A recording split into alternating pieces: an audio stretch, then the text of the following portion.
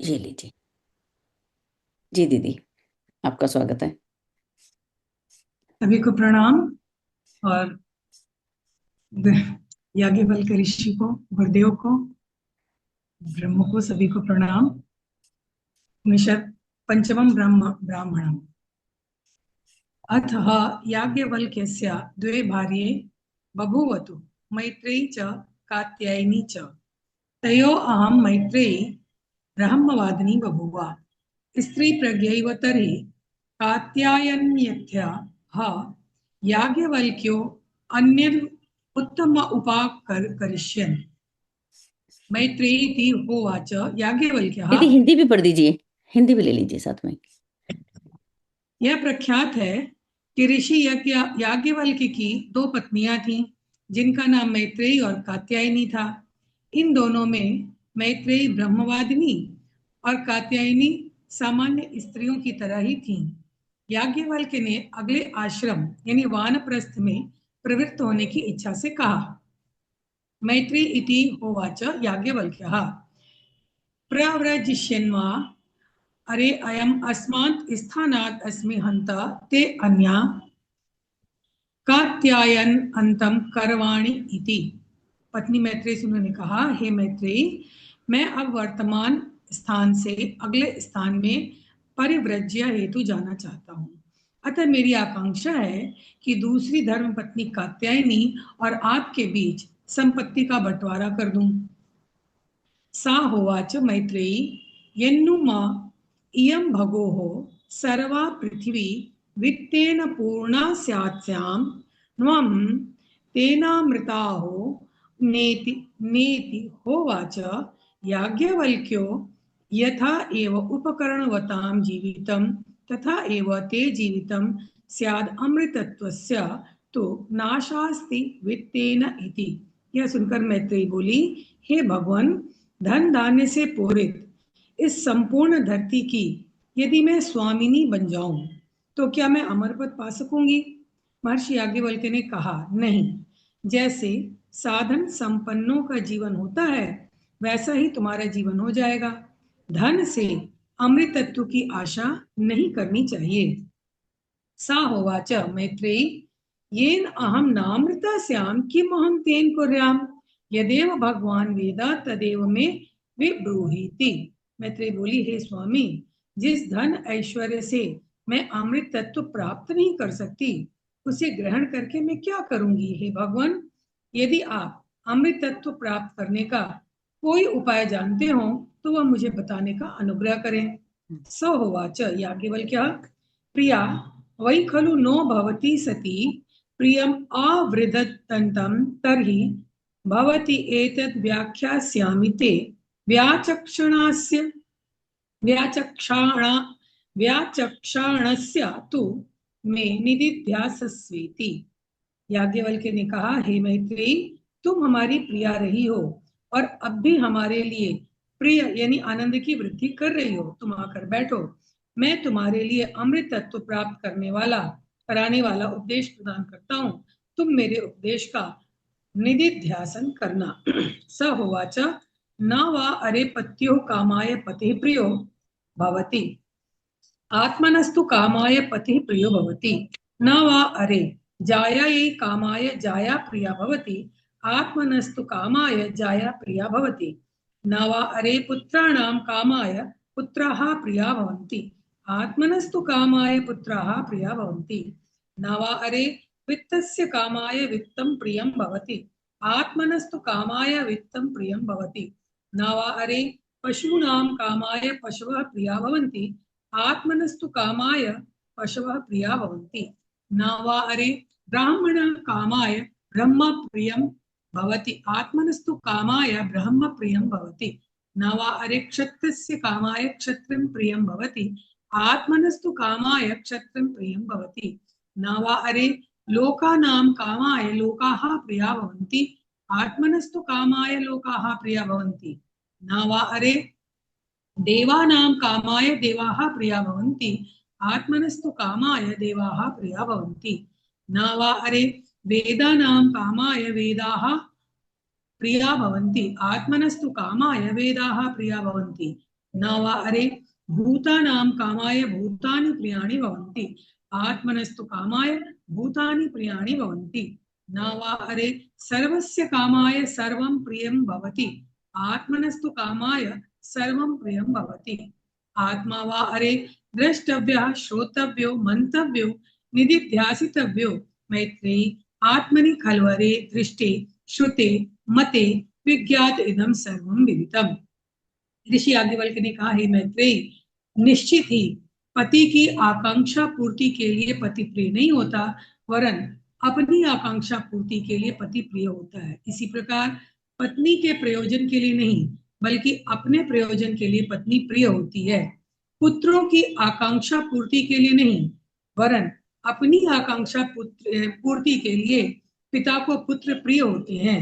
धन के प्रयोजन पूर्ति के लिए नहीं वरन अपने प्रयोजन की पूर्ति के लिए व्यक्ति को धन प्रिय होता है। पशुओं के प्रयोजन के निमित्त नहीं वरन अपने प्रयोजन के लिए पशु प्रिय होते हैं। ज्ञान या ब्राह्मण के प्रयोजन के लिए नहीं वरन अपने प्रयोजन के लिए ज्ञान या ब्राह्मण प्रिय होता है। शक्ति अथवा क्षत्रिय की आकांक्षा के लिए नहीं वरन अपनी आकांक्षा पूर्ति के लिए शक्ति या क्षत्रिय प्रिय होते हैं। लोगों के प्रयोजन के लिए नहीं वरन अपनी ही इच्छा पूर्ति के लिए लोग प्रिय होते हैं। देवों के प्रयोजन के लिए देव प्रिय नहीं होते वरन अपनी ही इच्छा पूर्ति के लिए देव प्रिय होते हैं। वेदों के प्रयोजन के लिए नहीं वरन निज के प्रयोजन के लिए वेद प्रिय होते हैं। प्राणियों के हित के लिए नहीं वरन अपने हित के लिए प्राणी प्रिय होते हैं। सभी के हित के निमित्त नहीं वरन अपने हित के निमित्त सब प्रिय होते हैं। इसलिए ही मैत्रेयी, यह आत्मा ही दर्शन करने योग्य, श्रवण करने योग्य, मनन करने योग्य और निधिध्यासन यानी अनुभव करने योग्य है। इस आत्मा के दर्शन, श्रवण, मनन और ज्ञान से सभी का ज्ञान हो जाता है। ब्रह्मतम परात अद्यो अन्यत्र विक्रमतम परादाद्यो अन्यत्र आत्मनः क्षत्रं वेद लोकाहतम परादुर्यो अन्यत्र आत्मनो लोकान् वेद देवास्तं परादुर्यो अन्यत्र आत्मनो देवान् वेद वेदास्तं परादुर्यो अन्यत्र आत्मनो वेदान् वेद भूतानि तं परादुर्यो अन्यत्र आत्मनो भूतानि वेद सर्वं तं परादाद्यो अन्यत्र आत्मनः सर्वं वेद इदं ब्रह्मेदं क्षत्रम् इमे लोका इमे देवा इमे वेदा इमानि भूतानि इदं सर्वं यद अयम आत्मा। जो ब्राह्मण या ज्ञान को आत्मा से भिन्न किसी अन्य वस्तु में जानने वाला होता है उसे ब्राह्मण या ज्ञान परित्यक्त कर देता है। क्षत्रिय या बल को आत्मा से भिन्न किसी वस्तु में देखने वाले को बल या क्षत्रिय परित्यक्त कर देता है। लोगों को आत्मा के अतिरिक्त किसी अन्य में जानने वाले को लोग त्याग देते हैं। देवताओं को आत्मा के अतिरिक्त किसी अन्य में जानने वाले को देवता छोड़ देते हैं। वेदों को आत्मा के अतिरिक्त किसी अन्य में जानने वाले को वेद परित्यक्त कर देते हैं। समस्त प्राणियों को आत्मा के अतिरिक्त किसी अन्य में देखने वाले को समस्त प्राणी त्याग देते हैं। इस प्रकार ब्राह्मण, क्षत्रिय, लोक, देवता, वेद और समस्त प्राणी ये सभी आत्मा ही हैं, उसके अतिरिक्त कुछ भी नहीं है। आत्मा से भिन्न देखने पर ज्ञान, बल, लोक, देव, वेद आदि का वास्तविक लाभ मिलना बंद हो जाता है। उनका कलेवर भर बना रहे तो कुछ लाभ नहीं होता। स यथा दुंदुभे हन्यमानस्य न बाह्यान् शब्दान् चक्रुयात् ग्रहणाय दुंदुभेर्ग्रहणेन दुंदुभ्या घातस्य वा शब्दो गृहीतः। जिस प्रकार बजती हुई दुंदुभी के बाहर निकलते हुए शब्दों को ग्रहण कर सकने, रोक सकने में कोई दूसरा समर्थ नहीं है, उन शब्दों को केवल स्वयं दुंदुभी अथवा उसका वादक ही ग्रहण कर सकता है, उसी प्रकार आत्मा को ग्रहण करने में आत्मा ही समर्थ है। स यथा शंखस्य धूमायमानस्य न बाह्यान् शब्दान् शक्नुयात् ग्रहणाय शंखस्य तु ग्रहणेन शंखत्मस्य वा शब्दो गृहीतः। जिस प्रकार बजाए जाते हुए शंख के शब्दों को केवल शंख अथवा उसका वादक ही ग्रहण कर सकता है, अन्य कोई ग्रहण करने में समर्थ नहीं है, उसी प्रकार आत्मा अथवा संचालक द्वारा ही आत्मा को ग्रहण किया जा सकता है। स यथा वीणायै वाद्यमानायै न बाह्यान् शब्दान् शक्नुयात् ग्रहणाय, वीणायै तु ग्रहणेन वीणावादस्य वा शब्दो गृहीतः। जैसे बजाई जाती हुई वीणा के शब्दों को स्वयं वह वीणा अथवा उसका वादक ही ग्रहण कर सकता है, अन्य कोई नहीं। स यथैर्दे स यथार यथाद्रैत, दो दो रा लगा हुआ है इसमें, यथार्थ यथार्द्रैर्धाग्नेभ्याहितस्य पृथक् धूमा विनिश्चरन्ति एवं वा अरे अस्य महत्त्वभूतस्य निश्वसितमेतद् यद् वेदो यजुर्वेदः सामवेदो अथर्वा अंगिरसः इतिहासः पुराणं विद्या उपनिषदः श्लोकाः सूत्राणि अनुव्याख्यायानि व्याख्यायानीष्टं हुतमाशितं पायितमयं च लोकः परश्च लोकः सर्वाणि च भूतानि अस्य एव एतानि सर्वाणि निश्वसितानि। जिस प्रकार चारों ओर से आदान किए हुए गीले ईंधन से उत्पन्न अग्नि से धुआं निकलता है, उसी प्रकार हे मैत्रेयी ऋग्वेद, यजुर्वेद, सामवेद, अथर्ववेद, इतिहास, पुराण, उपनिषद, सूत्र, श्लोक, व्याख्यान, अनुव्याख्यान, इष्ट, हुत, आशित, पायित, इहलोक, परलोक और समस्त प्राणी उस महान सत्ता के ही निश्वास हैं।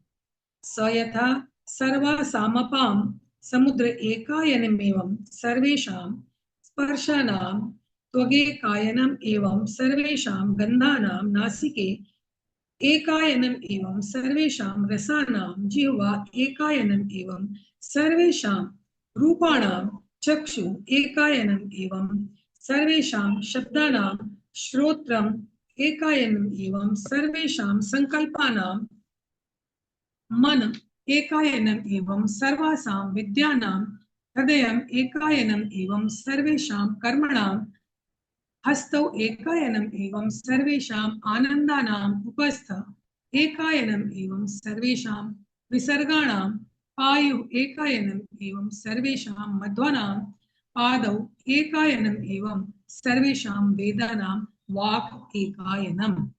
जिस प्रकार समस्त जलों का आश्रय स्थल एकमात्र समुद्र है, समस्त स्पर्शों का अयन, अयन का अर्थ होता है घर, अयन त्वचा है, समस्त गंधों का आश्रय नासिका है, समस्त रसों का आश्रय रसना यानी जिह्वा है, समस्त रूपों का आश्रय चक्षु है, समस्त शब्दों का आश्रय श्रोत्र है, समस्त संकल्पों का आश्रय मन है, समस्त विद्याओं का आश्रय हृदय है, समस्त कर्मों का आश्रय हाथ है, समस्त आनंदों का आश्रय उपस्थ है, समस्त विसर्गों का आश्रय पायु है, समस्त मार्गों का आश्रय चरण है, उसी प्रकार समस्त ज्ञान का एक ही आश्रय वाक शक्ति यानी वाणी है।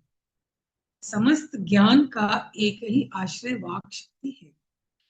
स यथा, दीदी पूरा पढ़ना है क्या?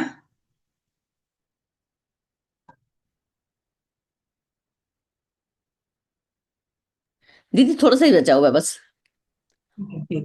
स यथा सैंधव घनो अनंतरो बाह्य अबाह्य कृत्स्नो रसघन एवं वा अरे अयम आत्मा अनंत अनंतरो बाह्य कृत्स्नः प्रज्ञान घन एव एतेभ्यो भूतेभ्यः समुत्थाय तानि एव अनुविशति न प्रेत्य संज्ञाः तीत्यरे ब्रवीमि इति होवाच याज्ञवल्क्यः। याज्ञवल्क्य ने आगे कहा, जिस प्रकार लवण की डली बाहर और भीतर से रहे संपूर्ण रूप से रस घन ही है, उसी प्रकार हे मैत्रेयी यह आत्मा बाह्याभ्यंतर भेदों से शून्य प्रज्ञान घन ही है। यह विज्ञान घन आत्मा समस्त भूतों से ऊंचा उठकर उन्हीं में विलीन होकर नष्ट हो जाता है। मृत्यु के उपरांत इस तत्व का नाम शेष नहीं रहता। साहोवाच मैत्रेयी अत्रैव मा भगवान मोहांतम अपि अपि पिपन्न वा अहम इमं विजानामि इति। साहोवाच न वा अरे अहम मोहम ब्रवीमि अविनाशी वा अरे अयम आत्मा अनुच्छित्ते धर्म। मैत्री ने कहा, हे भगवान, यही आपने मुझे मोह में डाल दिया है। मैं इस तथ्य को विशेष रूप से नहीं समझ सकती। याज्ञवल्क्य बोले, हे मैत्रेयी, मैं मोह में डालने के लिए यह बात नहीं कह रहा हूँ। यह आत्मा निश्चित रूप से अमर्त्य है और उच्छेद धर्म वाली नहीं है, नष्ट होने वाली नहीं है। यत्र हि द्वैतम इव भवति तद इतरम इतरम पश्यति, तद इतर इतरम जिघ्रति, तद इतर इतरम रसयति, तद इतर इतरम विवदति, तद इतर इतरम शृणोति, तद इतर इतरम मन्ते, तद इतर इतरम स्पृशति, तद इतर इतरम विजानाति। यत्र तस्य सर्वम्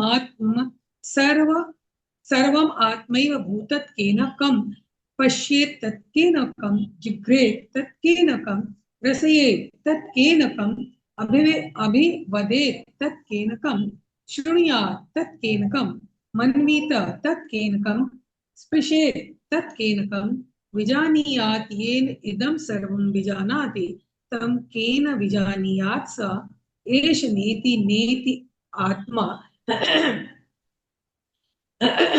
अगृह्यो नहीं गृह्यते, अशीर्यो नहीं शीर्यते, असंगो नहीं संजते सज्जते, असितो न व्यथते न रिष्यति।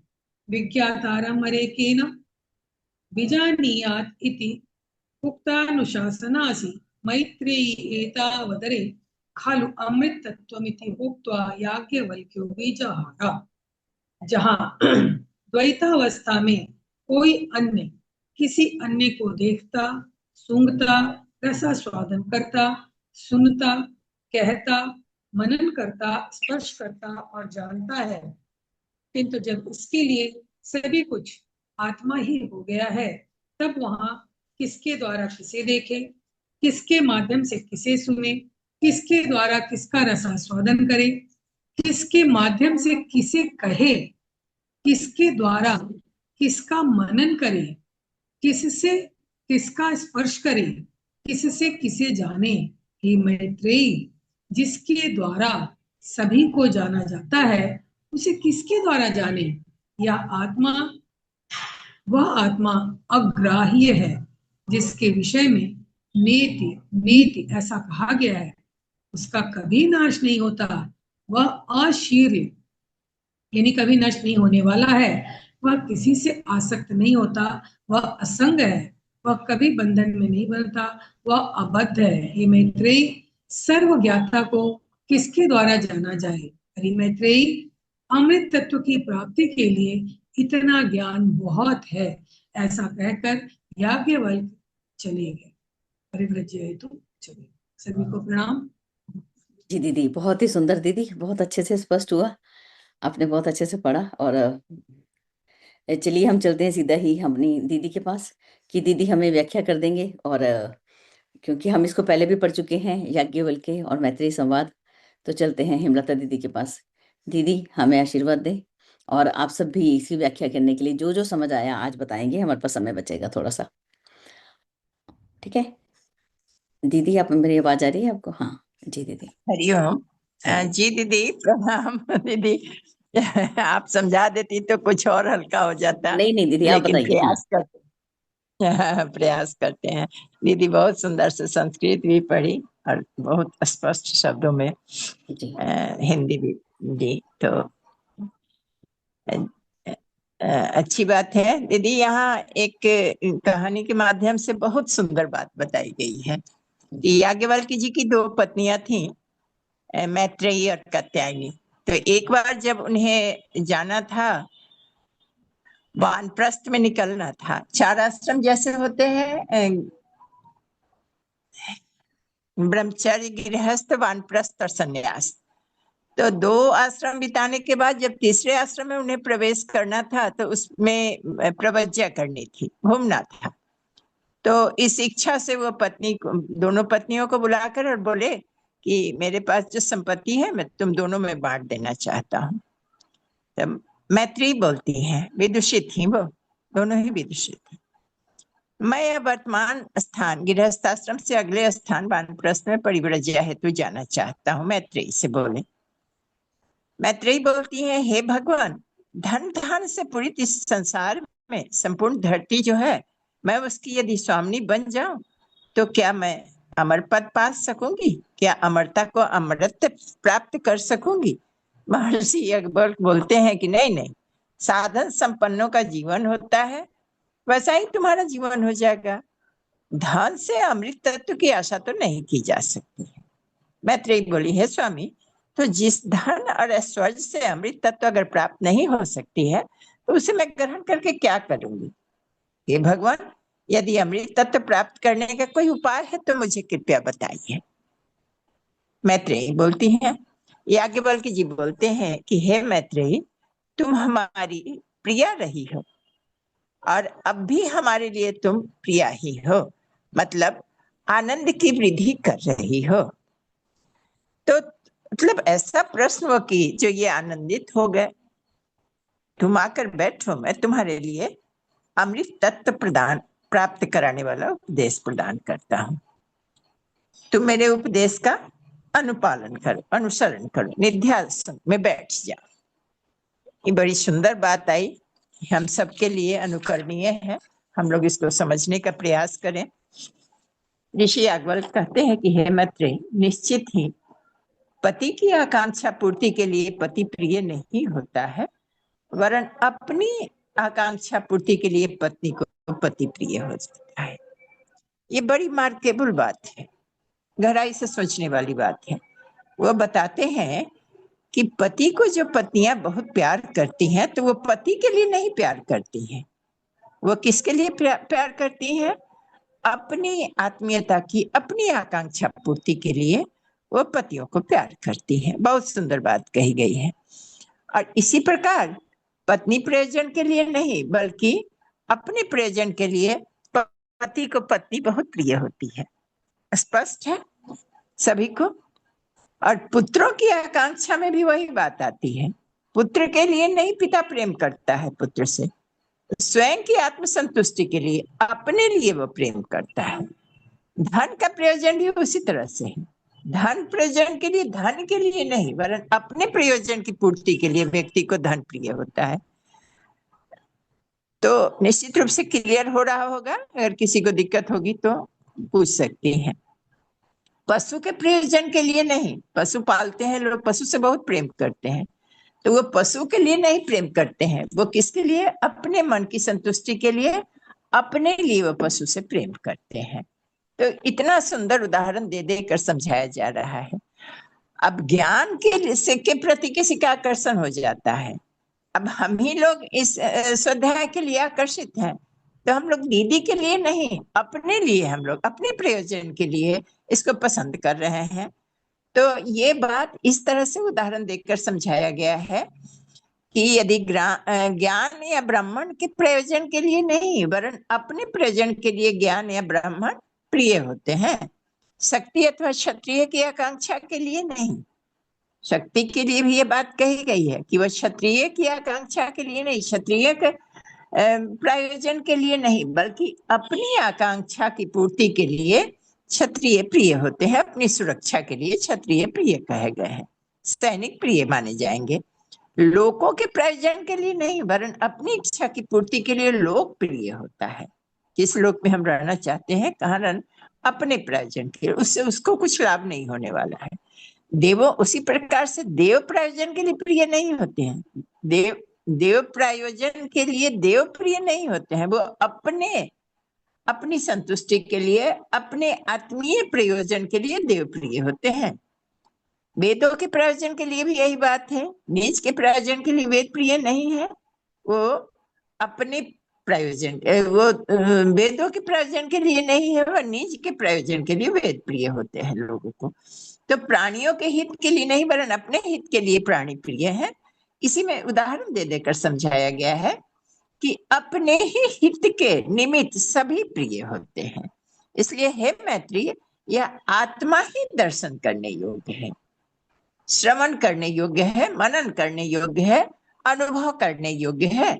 इस आत्मा का दर्शन, श्रवण और मनन और ज्ञान से सभी का ज्ञान हो जाता है। तो जो ब्राह्मण या ज्ञान को आत्मा से भिन्न किसी अन्य वस्तु में जानने वाला होता है, अब जो ब्राह्मण है उसके हेतु नहीं, हम अपने हेतु, हम अपने प्रयोजन से उसको प्रेम करते हैं। तो अब यह बात समझने की आती है कि ब्राह्मण या ज्ञान को आत्मा से अगर अलग किसी को अन्य वस्तु में जानने वाला होता है तो उससे ब्राह्मण या ज्ञान छोड़ देता है। उसको अगर हम अपने से अलग मानेंगे तो वो त्याग कर देगा हमें। तो क्षत्रिय या बल को भी वही बात है। जो क्षत्रिय और बल, जो हम अपने प्रयोजन के लिए उससे सुरक्षा प्राप्त करने के लिए वो प्रिय है हमारा, तो वो प्रिय नहीं, उसके लिए नहीं हम प्रेम करते हैं, हम अपनी सुरक्षा के लिए उसको प्रेम करते हैं। तो अगर क्षत्रिय या बल के साथ भी अगर हम अपने से अलग कुछ मानेंगे तो फिर वो हमें परित्याग कर देगा। क्षत्रिय हमें परित्याग कर देगा या बल हमें परित्याग कर देगा। तो पीछे जो बातें बताई गई हैं उसी को अब इस तरह से कहा जा रहा है कि वेदों को आत्मा के अतिरिक्त किसी अन्य को जानने वाले को क्या करता है, वेद ही परित्याग कर देगा। हमारी आत्मा से अलग, हमारी आत्मा से ही तो वेद का प्रादुर्भाव हुआ है, वेद निकला है। आत्मा से ही गायत्री का, ओम से गायत्री बना, गायत्री से ब्रह्म की स्फुरना के ही ये सारे परिणाम हैं। तो ब्रह्म की स्फुरना से ही गायत्री की व्याहृतियां बनी, ओम बना, व्याहृतियां बनी, फिर गायत्री के तीनों चरण बने, तीनों चरण से चारों वेदों का निर्माण हुआ, तीनों वेद बने और चौथा वेद तो तीनों का सम्मिश्रण है। तो इस तरह से ये वेद हमारे आत्मा से अलग नहीं है, भिन्न नहीं है। इस बात को समझाने का प्रयास किया गया है। समस्त प्राणियों को आत्मा के अतिरिक्त किसी अन्य में देखने वाले को समस्त प्राणी त्याग देते हैं। कितनी अच्छी बात कही गई है। ब्राह्मण, क्षत्रिय, लोक देवता, वेद, समस्त प्राणी ये सभी आत्मा ही है और इसके अतिरिक्त कुछ नहीं है। सार संक्षेपण यही है। बड़ी अच्छी बात कही गई। अब जिस प्रकार बजती हुई दुदुमी के बाहर निकलते हुए जो शब्द को ग्रहण कर सकने, रोक सकने में कोई दूसरा सामर्थ्य नहीं होता है, उन शब्दों को केवल स्वयं दुदुम्भी अथवा उसका वादक ही ग्रहण कर सकता है, वही बजा सकता है, श्रवण कर सकता है। उसी प्रकार आत्मा को ग्रहण करने में आत्मा ही समर्थ है अथवा आत्मा के संचालक प्राण द्वारा ही ग्रहण किया जा सकता है। यह भी उसी का उदाहरण है। प्राण में प्राण ही वर्तने की बात कही जा रही है। जिस प्रकार बजाए हुए शंख के शब्द वह शंख अथवा वह वादक ही ग्रहण कर सकता है, कोई अन्य कोई ग्रहण करने में समर्थ नहीं है, उसी प्रकार आत्मा अथवा संचालक द्वारा ही आत्मा को ग्रहण किया जा सकता है। जैसे बजाई जाती हुई बीना के शब्द स्वयं बीना अथवा उसका वादक ही ग्रहण कर सकता है, अन्य कोई नहीं, उसी प्रकार आत्मा को आत्मा द्वारा अथवा उसके संचालक द्वारा ही ग्रहण किया जा सकता है। जिस प्रकार चारों ओर से आधान किए गए गीले ईंधन से उत्पन्न अग्नि से धूम्र निकलता है, यह भी एक उदाहरण, कई तरह के उदाहरण देकर समझाए गए हैं। अग्नि से धूम्र, गीला ईंधन रहेगा, संविधा अगर गीली रहेगी तो धुआं निकलेगा। तो चारों तरफ से अगर हम आवाहन करके ईंधन को, अग्नि को जलाते हैं, अग्नि गीली अगर ईंधन हो तो धुआं निकलेगा अग्नि से। और उसी प्रकार हे मैत्रेय, ऋग्वेद, यजुर्वेद, सामवेद, अथर्ववेद, इतिहास, पुराण, उपनिषद सूत्र, श्लोक, व्याख्यान, अनुख्यान, इष्ट, यज्ञ, हुत, यज्ञ किया हुआ, जो आहुति दिया हुआ है, खिलाया हुआ, आशित, पायित, पिलाया हुआ, इहलोक, परलोक और समस्त प्राणी उस महान सत्ता के ही निश्वास ही हैं। सब उसी परम सत्ता से निकले हुए निश्वास। जिस प्रकार समस्त जलों का आश्रय स्थल एक समुद्र है, सारे जगह के जल समुद्र में ही जा मिलते हैं। समस्त स्पर्शों का आयन त्वचा है। स्पर्श शक्ति कहाँ से, कौन सा ग्रहण करेगा, किससे पता चलेगा? त्वचा को पता चलेगा और किसी को नहीं पता चलेगा। दूसरे किसी को इसकी शक्ति नहीं है। समस्त गंध को कौन ग्रहण करेगा? नासिका करेगा। उसके अतिरिक्त यह क्षमता किसी को नहीं है। कान से अगर सूंघना चाहें तो नहीं सूंघ सकते हैं। रसों का स्वादन कौन करेगा? जिह्वा करेगा। अगर अंगुली से हम रस स्वादन करना चाहे तो कर सकेंगे क्या? नहीं कर सकेंगे। समस्त रूपों का आश्रय कौन है? चक्षु है। कौन देखेगा, कौन समझेगा जो वो किस शकल सूरत का है? तो वो चक्षु है उसका आश्रय, ये उसी के अधिकार क्षेत्र का है। समस्त शब्दों का आश्रय कौन है? श्रोत्र है। श्रोत्र के श्रोतेंद्रिय अधिकार क्षेत्र में है उसके। समस्त संकल्पों का आश्रय मन है। मन के द्वारा ही संकल्प शक्ति जागृत होती है। संकल्प शक्ति कोई कर सकता है। मन अगर नहीं चाहे, मन संकल्प नहीं करे तो कुछ संकल्प नहीं हो सकता है। मन से संकल्प होता है। समस्त विद्याओं का आश्रय कौन है? हृदय है। हृदय से ही सारे विद्या निकली है। समस्त कर्म का आश्रय क्या है? हस्त है। हाथ के द्वारा ही कर्म किया जाता है। समस्त आनंद का आश्रय उपस्थ है। उपस्थ कहते हैं जनेन्द्रिय को। तो समस्त आनंदों का आश्रय उपस्थ है। जनेन्द्रियों के द्वारा ही आनंद अनुभव होती है। समस्त विसर्गों का, विसर्जनों का पायु है, गुदा है। तो जो रिडक्शन होगा, जो बाहर निकालना है, उसका विसर्जन करना है, त्याग करना है। मलमूत्र के द्वारा जो विषाक्त पदार्थ, टॉक्सिन्स बाहर निकालने हैं, तो वो किसके आश्रय है? तो पायु के। पायु कहते हैं गुदा को, मल क्षेत्र को कहते हैं, मूत्र क्षेत्र को उपस्थ कहते हैं।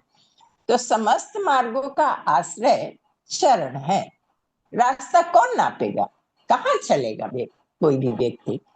तो मार्ग पर ही चलेगा। तो मार्ग का क्या उपयोग है? उस पर चलता है कोई, तो चरण है उसका आश्रय। चरण के द्वारा ही उसकी उपयोगिता है।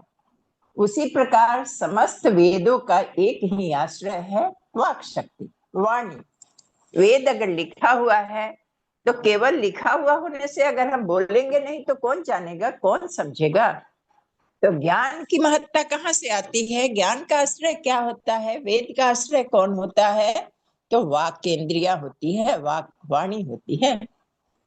याज्ञवल्क्य जी कहते हैं कि जिस प्रकार नमक की डली बाहर भी और भीतर भी रस युक्त है, जीवा पर रखकर देखिए, बाहर से भी रसमय है और अंदर भी केवल रस ही रस भरा हुआ है। उसमें डालते ही जल में विलीन हो जाएगा वो। उसी प्रकार हे मैत्रेयी, यह आत्मा बाह्याभ्यंतर, बाहरी और अंतर के भेदों से शून्य है। शून्य प्रज्ञान धन है, ज्ञान युक्त धन है।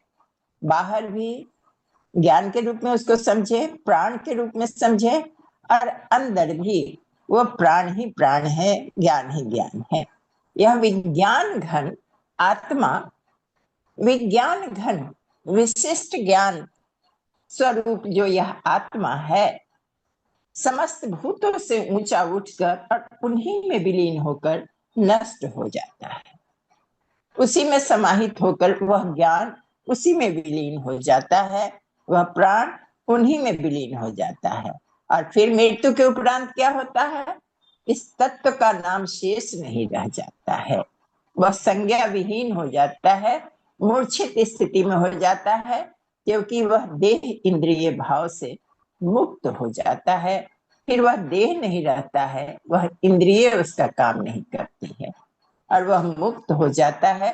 तो देखने वाले को लगेगा जो वह तो संज्ञा विहीन हो गया, लेकिन वह तो समाप्त होने वाली चीज नहीं है। यह यहाँ की बात बता रहे हैं, वो उनको समझाने के लिए मैत्रेयी कहती हैं कि हे भगवान, यही आपने फिर से मुंह में डाल दिया कि वह उसी में विलीन हो जाता है। मैं इस उपर्युक्त तत्व को विशेष रूप से नहीं समझ सकती। ये समझाने का जिस रूप में प्रयास कर रहे हैं वो नहीं समझी। अब याज्ञवल्क्य बोलते हैं कि हे मैत्रेयी, मैं मुंह में डालने के लिए तुमसे यह बात नहीं कह रहा हूं। यह आत्मा निश्चित रूप से अविनाशी है, अमर्त्य है, जो हमने भी कहा यहाँ, और उच्छेद है, जो नष्ट नहीं हो सकता है। उच्छेद धर्म वाली नहीं है। धर्म कहते हैं उसकी विशेषता, उसका गुण, तो उसका उच्छेदन धर्म वाला वह नहीं है, उच्छेदन गुण वाला नहीं है। इसलिए जहां अज्ञान जनित स्थिति में द्वैतावस्था में कोई अन्य किसी अन्य को देखता है, कल भी हम लोगों ने पढ़ा था पिछले दिन कि जब किसी को कोई देखता है, सुनता है, रसवादन करता है, सुनता है, कहता है, मनन करता है, स्पर्श करता है और जानता है, तो इसका मतलब है जो द्वैतावस्था में है। जब सामने वाला दूसरा कोई रहेगा तब हम देखेंगे उसको, किंतु जब उसके लिए सभी कुछ आत्मा ही हो जाता है, अभेद्य दर्शन हो गया, केवल हम, हमारी आत्मा, तब वहां वह किसके द्वारा देखेगा, किसको देखेगा, किसके माध्यम से किसे सुनेगा, किसके द्वारा किसका रसवादन करेगा? वह तो केवल वही है। किसका मनन करेगा? हे मैत्री, जिसके द्वारा सभी को जाना जाता है, उसको किसके द्वारा जाना जाएगा? आत्मा ही तो सबको जानती है, सुनती है। साक्षी भाव से जो हम लोग चर्चा करते हैं, तो आत्मा तो सबको देख रही है, और आत्मा को अब कौन देखकर जानेगा और उसको बताएगा? तो वह आत्मा जो है अग्राह्य है, वह कोई ग्रहण नहीं कर सकता है। उसके विषय में नेति नेति नाइति नाइति ऐसा कहा गया है। उसका कभी नाश नहीं होगा, वह नष्ट नहीं होने वाला है, वह किसी से आसक्त नहीं है, असंग है, वह चिपकने वाला आइटम नहीं है, वह कभी बंधन में भी नहीं बनता, वह तो अबद्ध है। हे मैत्रेयी, सर्व ज्ञाता को किसके द्वारा जाना जा सकता है? किसी के द्वारा नहीं। अरे मैत्रेयी, अमृत तत्व की प्राप्ति के लिए इतना ज्ञान बहुत है, इतना अभेद्य दर्शन अगर आ गया तो बहुत है, यही है काफी। ऐसा कहकर याज्ञवल्क्य अपना परिव्रज्या करने निकल गया। तो धन्यवाद, प्रणाम दीदी। हम प्रयास किए, आप त्रुटि सुधार कर कुछ और अच्छे से इसको बता नहीं दीदी, दीजिए। बहुत ही प्रणाम दीदी, जय गुरुदेव। दीदी, प्रज्ञान घन माने क्या हुआ? वो आत्मा के लिए बोला जाता है दीदी। दीदी, ज्ञान और प्राण दोनों सेंस में आता है। वो प्रज्ञान बाबूजी है, ने प्रज्ञान प्राण ठीक। को, हाँ, प्राण भी बताया है। ये बड़ी गुरुतम विषय है, आप जाल में नहीं फंसे। उसको जी प्राण और ज्ञान दोनों सेंस में प्रज्ञा। जी। हाँ, प्राण और ज्ञान, ये प्रज्ञान है ना? हम्म, अच्छा, ज्ञान प्रज्ञान, जी प्रज्ञान ब्रह्म। जी जी। जी दीदी, बहुत सुंदर, बहुत ही सुंदर दीदी। और जयंती दीदी ने बहुत सुंदर पढ़ा और आपने भी बहुत सुंदर से इसकी व्याख्या कर दी। चलिए आज हम चलते हैं अपने सभी सदस्यों के पास, हमारे भाइयों बहनों के पास। दीदी भैया आप लोग बताइए, जयवीर भैया आपने क्योंकि इसका अध्ययन किया हुआ है, आप इसके बारे में कुछ बताना चाहते हैं तो अनम्यूट कीजिए, और ताकि मुझे दिखे। और जब तक आप अनम्यूट नहीं होते जब तक बात करते हैं कि जब याज्ञवल्क्य के पास मैत्रेयी आई और याज्ञवल्क्य आए और बोले कि मैं तुम्हें जो है सब कुछ जो है मैं 2 हिस्सों में बांट देता हूँ, इसको सरल शब्दों में देखें तो मैत्रेयी बोली कि भाई इससे क्या मुझे मुझे वो ईश्वर मिल जाएगा, मुझे वो आत्मा की जानकारी हो जाएगी? बोले नहीं नहीं, ये तो नहीं हो सकता, कि धन से क्या लाभ होगा? धन से तो वही होगा कि हम अच्छा भोजन कर लेंगे, अच्छे वस्त्र पहन लेंगे, हमारा अच्छा घर हो जाएगा, लाइट का पानी का बिल हो जाएगा, बच्चों की पढ़ाई हो जाएगी, यही हो सकता है। इसे आत्मा को नहीं जान सकते। तो बोली कि भाई इसको फिर लेके मैं क्या करूँगी? और इसके पहले वो बात भी करती है कि आप ये सब कुछ छोड़ के जा रहे हैं, तो कुछ तो आपको नया मिला होगा ना, कि मनुष्य तो अपने पुराने कपड़े भी नहीं देता किसी को। तो आपको ऐसा क्या मिल गया कि जो आप सब कुछ छोड़े जा रहे हो? ऐसा क्या रहस्य है? उस रहस्य को जानने के लिए वो जो याज्ञवल्क्य ऋषि के पास जाती है। तो जो बस बिल्कुल सरल सा है, एक उदाहरण उन्होंने दिया है कि जो कहते हैं कि हम अपने बच्चों से बहुत प्यार करते हैं। मैं तो अपने बच्चों से बहुत प्यार करती हूँ। उसके पीछे एक ही कारण है, क्योंकि हम अपने से प्यार करते हैं। अगर कोई बच्चा हमें प्यार नहीं देता, हमारी ज़रूरतों का ध्यान नहीं रखता, हमारी बात को नहीं समझता, तो क्या वो हमको प्रिय लगता है? यहाँ मैत्रेयी याज्ञवल्क्य को इसलिए प्रिय लग रही हैं, क्योंकि वो उनके मन के अनुसार बात कर रही है। वो भी उस ब्रह्म को पाना चाहती है, जो ब्रह्म जो है याज्ञवल्क्य पा लिया। अगर उससे भिन्न अगर वो संसार की बातें करती, तो कात्यायनी के लिए लिखा भी है उसमें सबसे पहले कि वो संसार की बातें करती। तो प्रिय कौन हुआ? जो उनके मन के अनुसार बात करती है। तो अपने सुख के लिए मनुष्य जो है, अपने सुख के लिए अपने पति से, अपनी पत्नी से, अपने बच्चों से, अपने ज्ञान से, अपनी शक्ति से, सबसे प्रेम वो केवल एक कारण के कारण करता है, क्योंकि वो अपने से प्यार करता है। सबसे पहला प्यार जो है वो अपने से प्यार करता है। तो इसको कई रूपों में उन्होंने यहाँ पे बहुत अच्छे से समझाया है, और हम पहले भी कर चुके हैं कि यहाँ पे कोई दूसरा नहीं है। यहाँ पे अगर दो होते तो हम दूसरे को देखते ना, यहाँ तो कोई दूसरा है ही नहीं। और जो बहुत सुंदर श्लोक था, वो जो है आत्मा वारे, ये वाला जो श्लोक है, इसको हम जरूर याद भी कर लें, और इसको हम लिख भी लें इसको, और इसी के ऊपर हम ज्यादा अध्ययन भी इसी के ऊपर, ये जो श्लोक है ये, आत्मा व अरे द्रष्टव्य श्रोतव्यो मंतव्यो निधिध्यासितव्यो मैत्रेय आत्मनि खलवरे दृष्टे श्रुते मते विज्ञात इदम सर्वम विदितम। कि ये जो आत्मा है, ये ही देखने योग्य। श्रवण, अगर देखना है तो इसी को देखना, सुनना है तो इसी को सुनना, मनन भी इसी के ऊपर, अनुभव भी इसी के ऊपर। इसी का दर्शन से, जैसे एक बात आती थी ना श्वेत केतु और उद्दालक ऋषि की, तो वो बोलते थे किसको जानने से सब कुछ जाना जा सकता है। जैसे मिट्टी को जाना तो मिट्टी के सब बर्तनों को जान लिया, सोने के एक धातु को जाना तो सोने के सब आभूषण को जान लिया। ऐसे ही इस आत्मा को जब हम जान लेते हैं तो कुछ भी जानना शेष नहीं रहता। इस आत्मा से ही सब कुछ जाना जा सकता है, इसी को सबसे बड़ा बताया गया है। तो मैं इंतजार कर रही हूँ कि आप में से कोई अनम्यूट करेगा तो बता देना मुझे साथ में ही, ठीक है? तो इसके अलग देखिए कि आत्मा को अगर हम भिन्न जानते हैं तो वो ज्ञान जो है वो ब्राह्मण को छोड़ देता है। अगर हम आत्मा से भिन्न किसी अन्य वस्तु में जाते हैं, इसके अनेक उदाहरण भी हम ले सकते हैं।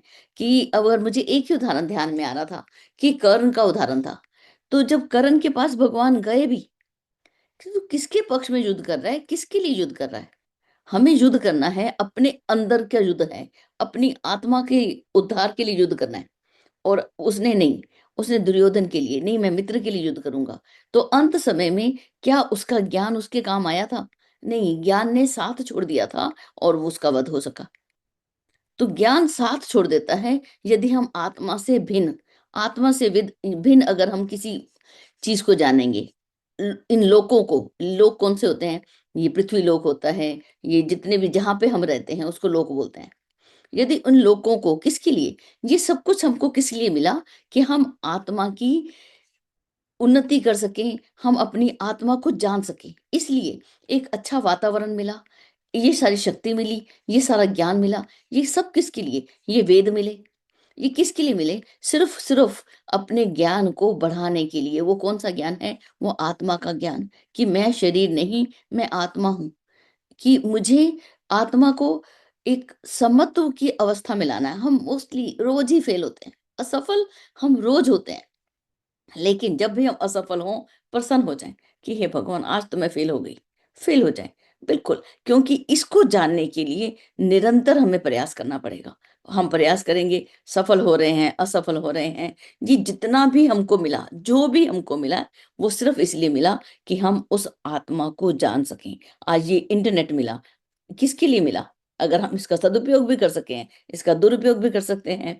सिर्फ बैठे बैठे लाइक कर रहे हैं, अपने कमेंट्स कर रहे हैं, उस पे भी कर सकते हैं। और इसी इंटरनेट के माध्यम से आप सभी यहाँ बैठकर आत्मा के बारे में भी जान रहे हैं। तो ये ज्ञान है, अंत समय में हमें कौन सा ज्ञान रहेगा?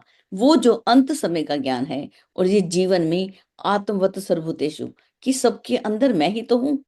जब तक सबके अंदर मैं नहीं हूं ना, जब तक समस्या है। जिस दिन ये समस्या पूरी हो गई, और ये जो है ये भी बड़े गहन है, हम अपने अपने तरीके से इसको पढ़ सकते हैं। तो कि अब कोई व्यक्ति बांसुरी बजा रहा है, अब हम तो समझेंगे कि बड़ी सुंदर धुन निकल रही है, बड़ी अंदर आवाज अच्छी आ रही है।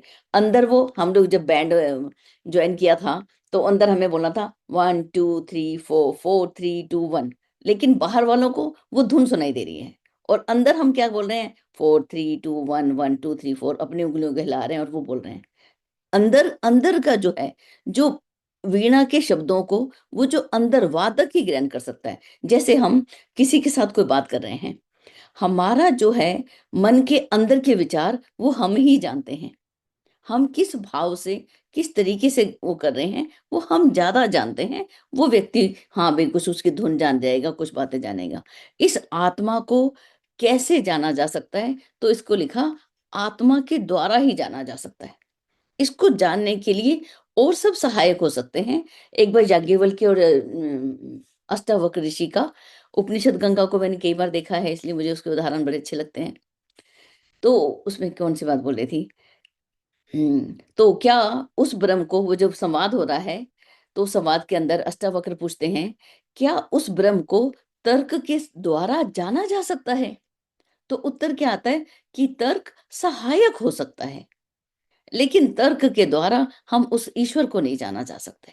उस ईश्वर के द्वारा इसको हम नहीं जान सकते। जितने भी साधन मिले हैं वो सहायक हो सकते हैं, लेकिन आत्मा को आत्मा के द्वारा ही जाना जा सकता है, या उसके संचालक द्वारा, जो उसके अंदर अंदर बैठा हुआ संचालक है वो ही। और ये सब कुछ कौन है? ये जितना भी सब कुछ हमें दिखता है, ये ऋग्वेद, यजुर्वेद, सामवेद, इतिहास, पुराण, उपनिषद, ये सूत्र किसको बोलते हैं? ये दर्शन शास्त्र में सभी सूत्रों के माध्यम से हमें व्याख्या की गई है। जितने भी श्लोक हैं, जितने भी संत ऋषि जितने भी आए हैं, ये सब जो हम ब्रह्म से संबंधित वाणी भी बोलते हैं, वो भी उस परमात्मा के ही श्वास हैं, वो हमारे नहीं हैं।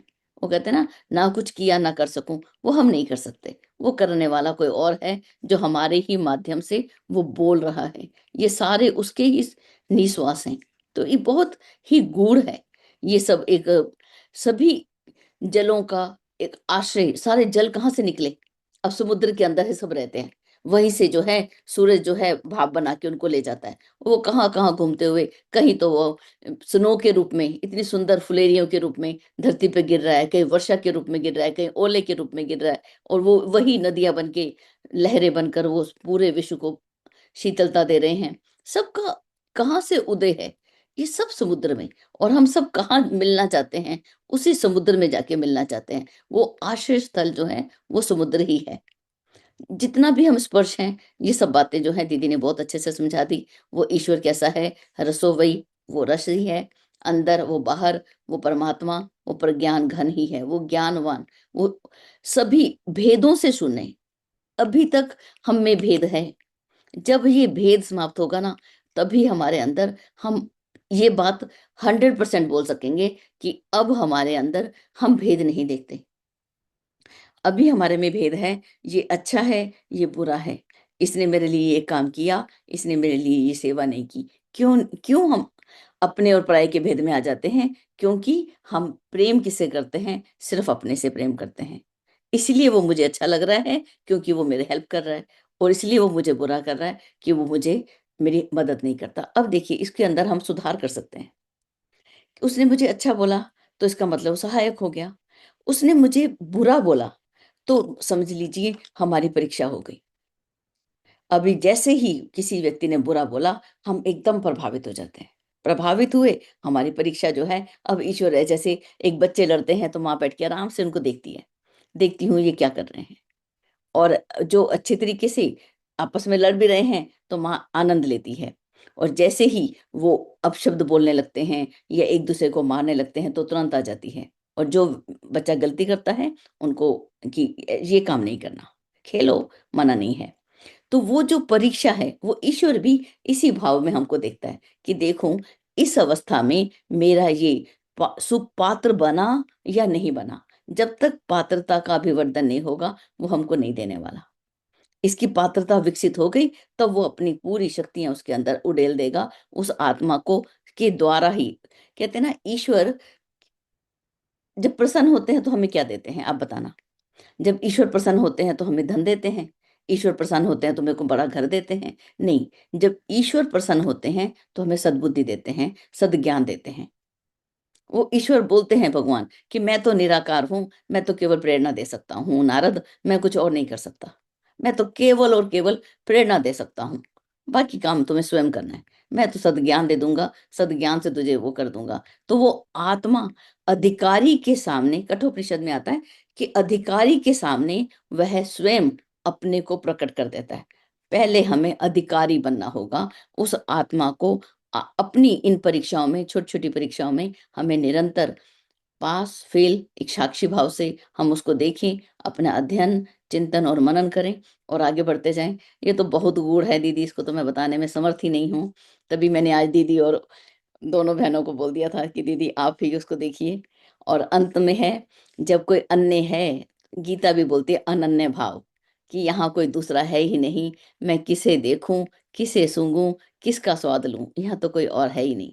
इस आत्मा को किसके द्वारा देखें, क्योंकि आत्मा ही तो देखने वाला है।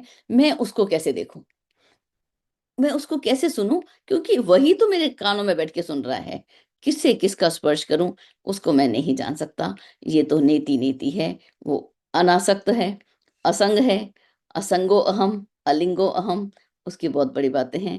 तो ये जो शिक्षा जो है, जब मैत्री के लिए बोला है उन्होंने, याज्ञवल्क्य के लिए ने, ऋषि ने, तो हमारे लिए भी ये है कि इतना ज्ञान हमारे लिए बहुत है, बस इसको अनुपालन करना। सबसे पहली बात ही उन्होंने निधि ध्यासन में बोला था, यहीं पर उन्होंने सबसे पहले बोला था कि ये जो मैं तुझे ज्ञान दे रहा हूं, तुम मेरे उपदेश का अनुपालन करना। हम इसका अनुपालन कर सकें, इसको अपने जीवन में उतार सकें, बस हमारे लिए बहुत है। उपनिषद 1008 पढ़ लेना, तब भी उसके अंदर का यही अर्थ निकल के आएगा, इससे अतिरिक्त कोई अर्थ नहीं आएगा। बस हम क्यों पढ़ते हैं बार बार, क्यों? ताकि हम इसको भूल ना जाएं, क्योंकि मनुष्य का स्वभाव है ना, वो बहुत भुलक्कड़ी वाला है, वो झट भूल जाता है। अच्छी बातों को तो वैसे भूल जाता है। मेरे साथ उस व्यक्ति ने सारी उम्र अच्छा किया, तो मुझे अच्छा है, एक दिन उसने बुरा बोल दिया, अरे ये तो ऐसा ही था, मुझे पहले पता ही नहीं चला। तो वो जो है, हम बुरे, मनुष्य का स्वभाव है कि अच्छाई को भूल जाता है, बुराई को याद रखता है। इसीलिए अच्छे को हम रोज याद करें। इसीलिए हमें हर हर स्वाध्याय करने का जो है हमें निर्देश आचार्य जी ने, बाबू जी ने, आप सब बहनों ने हमें इसका मार्गदर्शन दिया, प्रेरणा दी। मैं अपनी वाणी को विराम देती हूँ। बोलवाना आपसे चाह रही थी और लगातार ही बोलती रही। जी दीदी, भैया आप लोग बोलिए। आप अनम्यूट ही नहीं करते हो, मैं इसको स्टॉप कर दूं।